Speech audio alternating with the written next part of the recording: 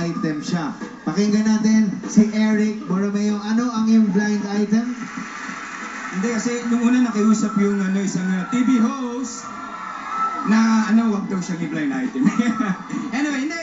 Kasi itong isang mahusay na actress, meron siyang isang eksena na kailangan niyang mahiga sa isang hospital bed. Parang nag-enjoy siya sa pagkakahiga, kaya nakatulog na siya. Dahil parang takot yung staff na gisingin siya, hinayaan na lang siyang matulog. Doon sa hospital, sa shooting yan? Sa shooting. Kumbaga, eksena lang. Tinuluyan matulog. Tinuluyan niya na. Kakapuyat lang. Bata ba yan, matanda? Bata, matanda? Not so young. Ayun, naedad na. Kaya inantok. Initials! Where's your favorite? Kapuso ba to? Kapam. Nasaan siya? Wala. Nasa? Nasa first 5 ng alphabet ang initials ng letter. Nasa first pa rin. Alam mo, ang hina-hina ako. Na tinawag na aparador. Ang dating karelasyon. Ay, katabi mo aparador. Ako ah! Tsaka hindi aparador yan, refrigerator yan. Halika, Ron. Ay, hello! Yung ba, Eric, yung yung mga blind item nyo, mga sinusulat nyo, iba ang treatment nyo pag sa radyo at saka iba rin pag isinusulat? Ha? Iba po yun, siyempre. Kailangan Ibang dating, medyo sa Ano print. saan ka mas maingat? Mas maingat ka sa print. Kasi sa radyo, medyo na-joke mo pa eh. Pwede mo mabuli. Na-joke lang. Oh. Nababawi mo agad. Pero sa print, hindi na pwede. Oo, may ebidensya. Oo, Eiffel na yun. Ikaw, Ron, puro sa pagsusulat ka eh, no? Opo, Concentrate. nag-edit po ako ng Sanjayo, People's Balita. Paano ko napunta nun eh? Graduate ka ng accountancy. Accident lang po. Category number 2. Stop and go! Ano nakikita sa... Kompleto lang ah! Sino na una? Pula! Daan. Ano? Ano ka mo? Daan. Daan! Daan ako is wrong. Wrong! Sorry, Ron! Eric! Sagot! 5 seconds! Madulas. Madulas! Madulas is wrong. BTR, ano yan? Patingin! Abe? Mag-ingat! Madulas ang Kalsada. bulan! Madulas ang kalsada. Yung nga namang daan, Ron, ang... Sabi ko, sino tong TV host na comedian ng isang part ng isang number 1 noontime show. May offer daw o parang may planong i-pirate ng katapat na network. Pero ang maganda dito sa host na ito, sabi niya hindi siya mabibili ng kahit magkano. He will remain loyal sa number 1 noontime show na ito. Buti na lang may Sige, sino naman ilalaban mo dyan? Eto, contributor, writer, Romel Gonzalez. Go, Romel. Romel, pangalawa sa 5 magkakapatid. Ano pinasukan ng mga... Ikaw naging writer ka, pero psychology graduate ka, di ba? Bagay medyo konektado, ano? May connect po. May connect, ano? Nasa-psychologize po. Nasa-psychologize mo sila, no? At pag nasa-psychologize mo ang audience, mas madali ka makakapenetrate sa mga. Tama, Yes, ha? po. Okay, yung mga kapatid mo, walang nahilig Wala po, ako lang. sa pagsusulat. Wala po. Saan ka pa sumusulat ngayon? Sa Pepcod, Movie Star, Police Files, Toro. Okay. Romel, dahil psychology graduate ka, nagagamit mo ba yung kurso mo para makakuha ng makatotohanan ng mga sagot sa mga ini-interview mo? Madalas kasi napapaamin madalas yung mga artista. Si Rose, kolumnista ka ng dyaryo.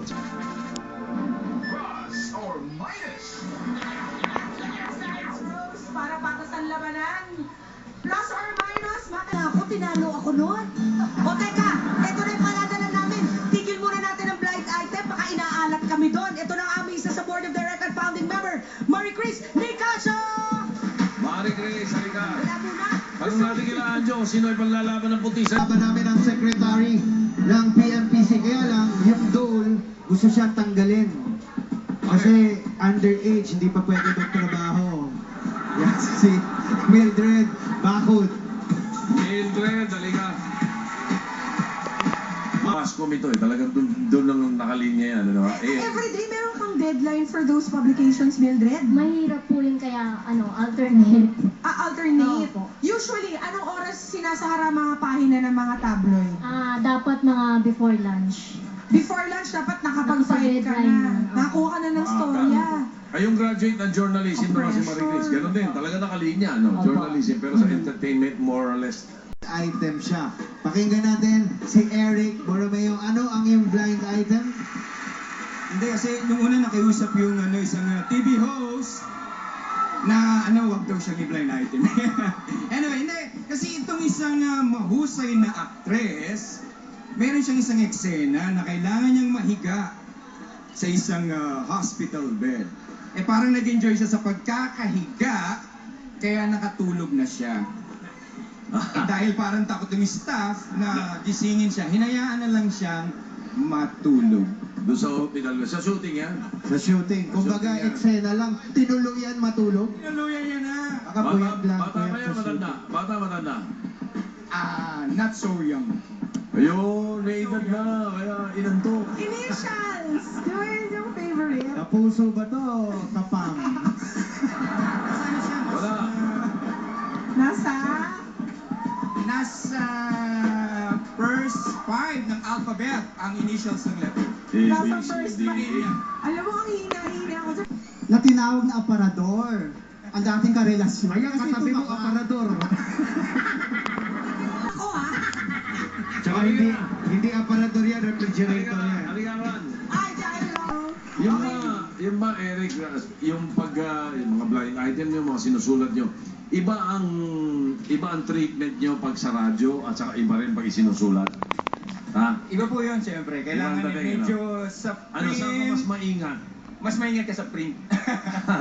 Kasi sa radyo, medyo nadjo-joke mo pa eh. Nga. Pwede mo mabuli. Nababawi mo Na-joke agad. lang, oh. Nababawi mo agad. Pero sa Ayun. print, hindi na pwede. Oo, may ebidensya. Oo, title na yun. Ikaw, Ron, puro sa pagsusulat ka eh, no? Opo, Concentrate. nag-edit po ako ng Sanjario, People's Balita. Paano ka napunta nun eh? Graduate ka ng accountancy. Accident lang po. Ha? Category number 2. Stop and go! Ano nakikita sa... Kompleto lang ha. Sino na una? Pula. Daan. Ano? Ano ka mo? Daan. Daan. Daan ako is wrong. Wrong. Sorry, Ron. Eric. Sagot. 5 seconds. Madulas. Madulas. Madulas is wrong. BTR, ano yan? Tingin.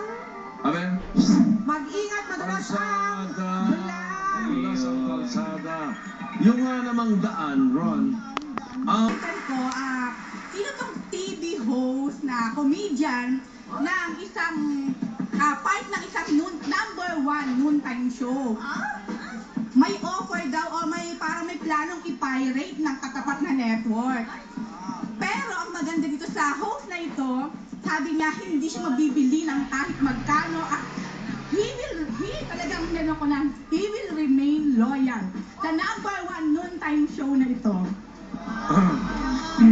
Buti na lang may Sige, sino naman ilalaban mo dyan? Eto, contributor, writer, Romel Gonzalez. Go, Romel. Romel. Pangalawa sa 5 magkakapatid. Ano pinasukan ng mga... Ikaw naging writer ka, pero psychology graduate ka, di ba? Bagay medyo konektado, ano? May connect po. May connect, ano? Nasa-psychologize ko po. Nasa-psychologize mo sila, no? At pag nasa-psychologize mo ang audience, mas madali ka makakapenetrate sa mga tama, no? Yes, Ha? po.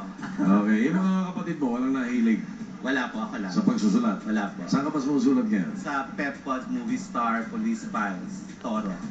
Okay. Romel, dahil psychology graduate ka, nagagamit mo ba yung kurso mo para makakuha ng mas makatotohanan ng mga sagot sa mga ini-interview mo. Madalas kasi napapaamin madalas yung mga artista.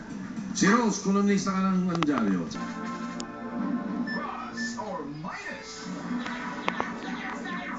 Para patasan labanan. Plus or minus, ako, tinalo ako noon. O teka, ito na yung paladala namin. Tigil muna natin ang blind item, baka inaalat kami doon. Ito na ang aming isa sa board of director founding member, Marie Chris Nicasio! Marie Chris, halika. Wala muna. Tanong natin kila Anjo, sino ay panlalaban ng puti sa... Laban namin ang secretary ng PMPC. Kaya lang, yung Dole, gusto siya tanggalin. Kasi underage, hindi pa pwede magtrabaho. Yan si Mildred Bakod. Mildred, halika. Pascom ito eh, talagang doon lang nakalinya yan. Ano? Everyday meron kang deadline for those publications, Mildred? Mahirap po yun kaya alternate.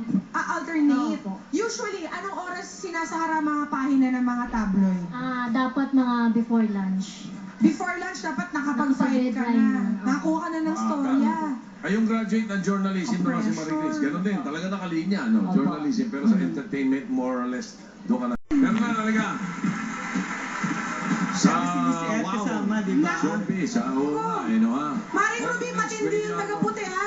Ay, matindi rin yung ibibigay ko. Sino? Pero wala na muna blind item. Siniswerte kami walang blind item. Eto na ang Vice President. Ay, kagalang-galang. Eto na siya. Kagalang-galang at kapitapitagang Dino Ereste. Dino Eres eh, halika, computer science Pressure yung graduate. intro namin sa'yo, diba? Okay, gaano katagal ka na? 8 years. 8 years ka na sa mga magazine ito, tsaka sa, may magazine website ka sinusulatan, di ba? Pep at saka Cosmo.ph. Ayun. Uy, pero dito sir, ang Si ganda Fernan, oh. Scriptwriter na rin si Dino ngayon sa ilan sa mga teleserye ng GMA. Ala, Naman, maganda rin. naman. Eh si Fernan, gaano katagal ka ng radio anchor? Mga 7 years. 7 years na. Sa pagkukulong, Mga 20. 20.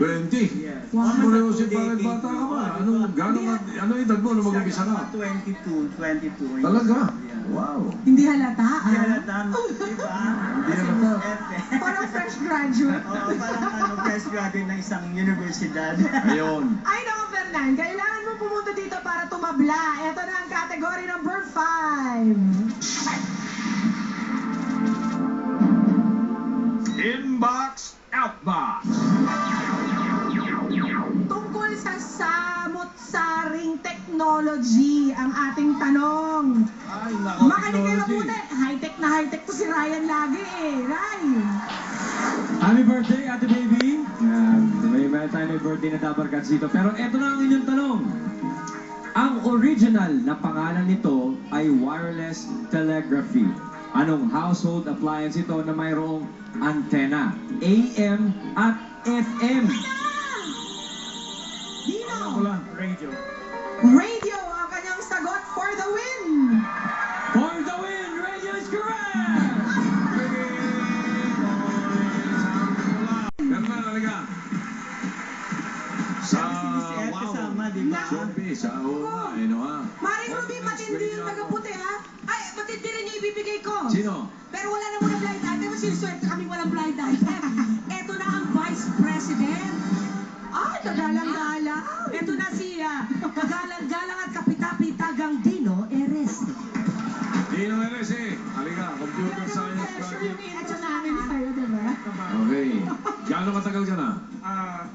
8 years. 8 years ka na sa mga magazine ito, tsaka sa, may magazine website ka sinusulatan, di ba? Pep at saka Cosmo.ph. Ayun. Uy, pero dito sir, ang Si ganda Fernan, oh. Scriptwriter na rin si Dino ngayon sa ilan sa mga teleserye ng GMA. Ala, Naman, maganda rin. naman. Eh si Fernan, gaano katagal ka ng radio anchor? Mga 7 years. 7 years na. Sa pagkukulong, Mga 20. 20. Yes. Wow. Pareho si parang bata ka pa. Ano edad mo nung mag-umpisa ka? 22. Talaga? Wow. Hindi halata Di ah. halata, diba? Hindi halata.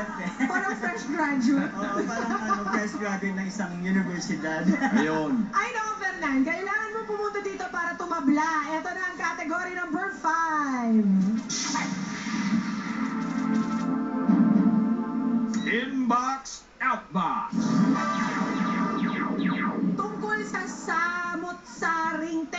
technology ang ating tanong. Ay, nako, Makinig kayo technology. mabuti. High-tech to si Ryan lagi eh. Ryan. Happy birthday, Ate Baby! May tayo may birthday na Dabarkats dito. Pero eto na ang inyong tanong. Ang original na pangalan nito ay wireless telegraphy. Anong household appliance ito na mayroong antena? AM at FM. Dino. Radio.